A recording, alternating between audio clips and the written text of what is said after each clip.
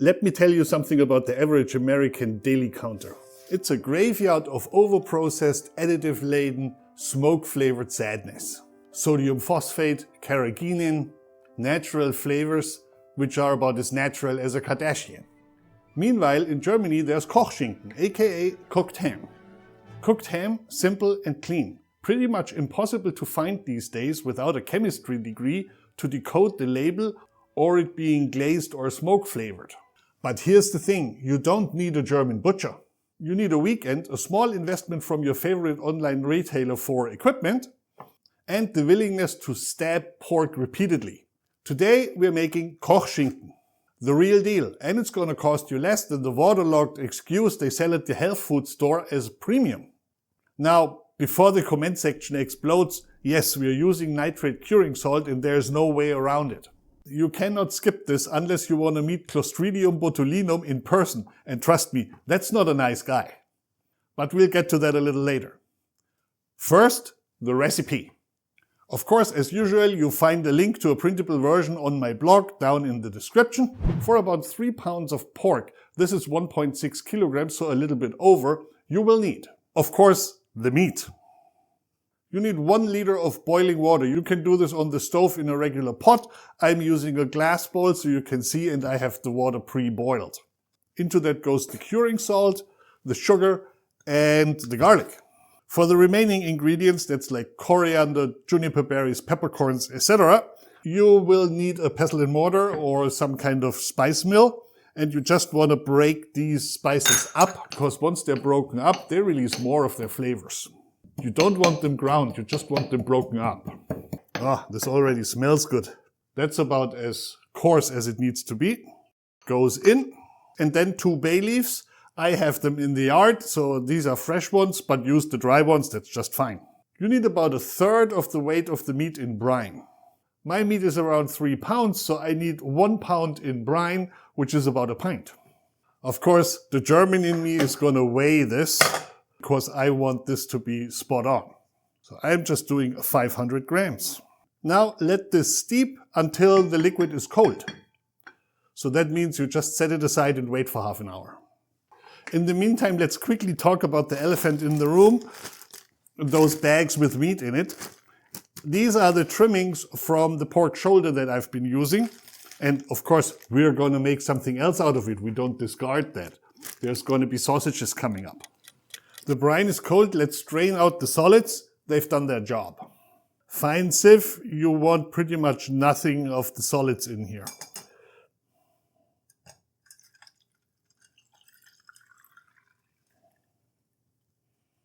What you're left with is an aggressive aromatic liquid that will transform your pork into something worthy of a proper Brötchen.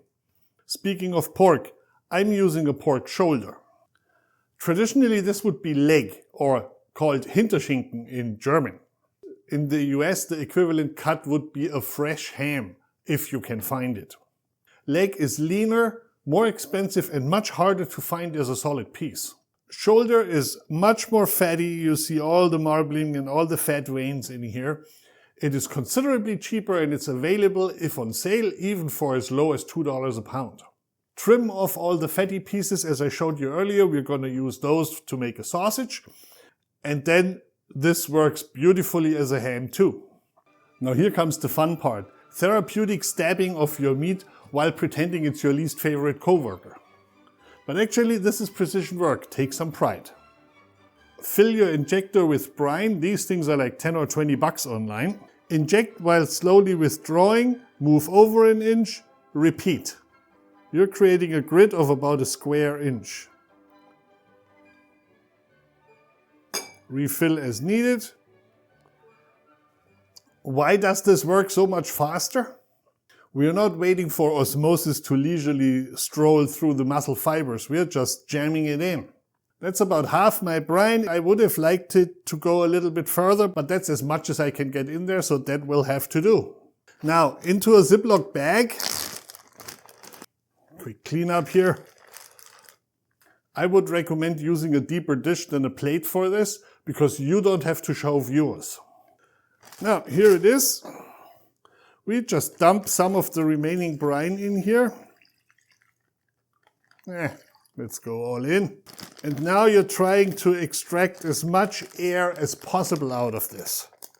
Gentle, gentle, not too much pushing. You don't want to push the brine out of the meat. Gentle pressure is enough. It's not a Tarantino film. There. This is pretty good. Place this in a deeper dish so you don't make a mess in your fridge.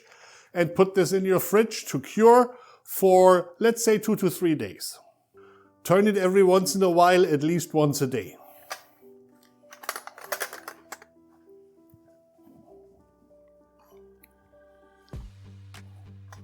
Day 3, the meat has been sitting in the brine for long enough.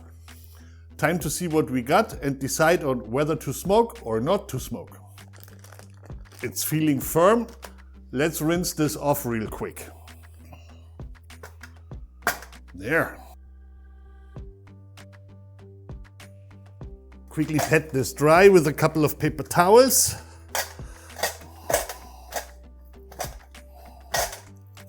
Now, the classic Kochschinken is not smoked.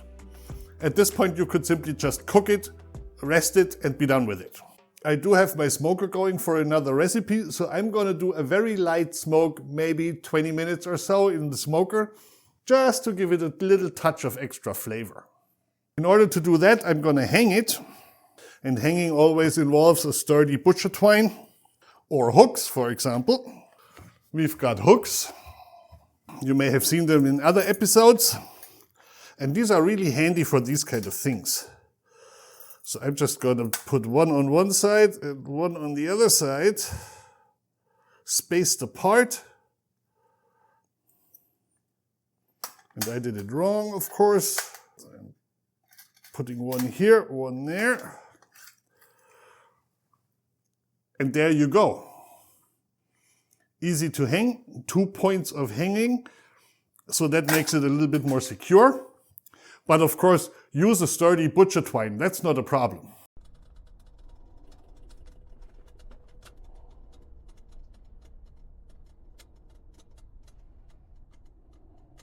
This is what half an hour in hot smoke looks like. You can still see the meat is raw, it's just slightly warm to the touch. This is where modern technology saves the day. Sous vide cooking. Sous vide is a water bath held at a precise temperature. That's all there is to it. You can buy these little sous vide cookers used for like 30 bucks on eBay. It's not a luxury anymore and it gives you precision cooking, which is what we want. 74 degrees, that's 165 Fahrenheit. At this temperature, we are pasteurizing the meat. The collagens will turn into gelatin and the proteins will set without turning into rubber bands. Let's get rid of those hooks. All right, let me pack this into a bag. Make sure the area where you seal is clean.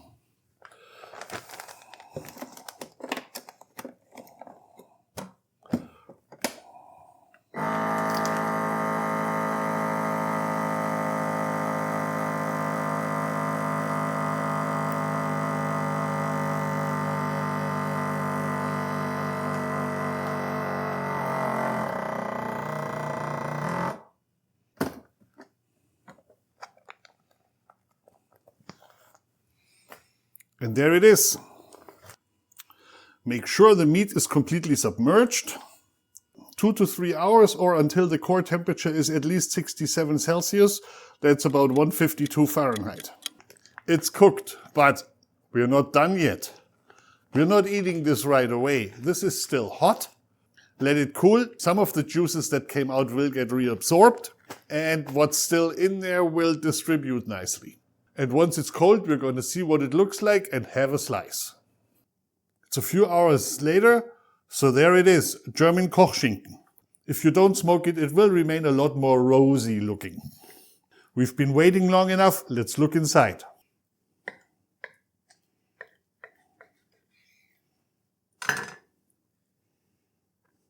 There.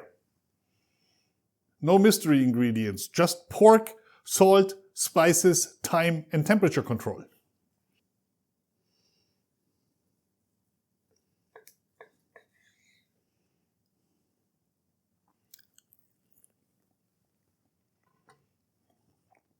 Now this is juicy. This long weekend project gives you 2 weeks of sandwiches that don't taste like corporate sadness.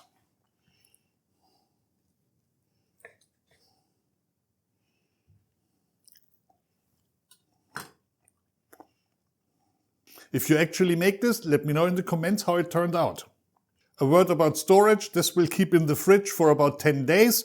If you want to keep it longer, slice it and vacuum pack it in portions and then toss it into the freezer. That way it will last half a year. But I'm pretty certain it won't. You will eat this long before that.